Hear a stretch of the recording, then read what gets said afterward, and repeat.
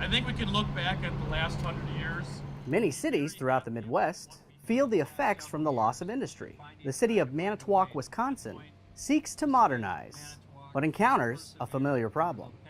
This is common in every town in USA where there's some industry that fuels the whole town for 50 or 100 years, and then they fall on hard times and go bankrupt and leave all the residents faced with the environmental liability.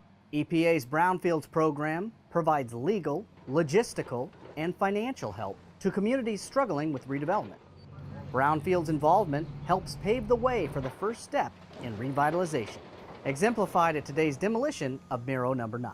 When people come and visit Manitowoc and they drive past this, they probably look at it and think this is a dying city, and that's the furthest from the truth. With this building down, we can look to the future. It's been looking like this since about 2003.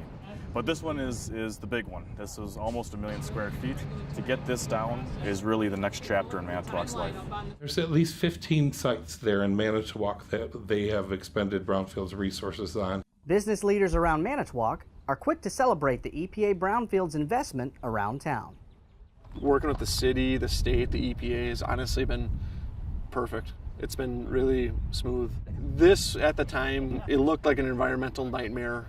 On this property, the biggest concern was, honestly, just liability. This being a production facility for the last 100 years of Portland cement.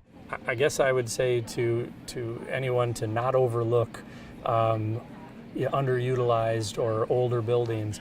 I would tell you that we've probably added close to 50 jobs in downtown Manitowoc.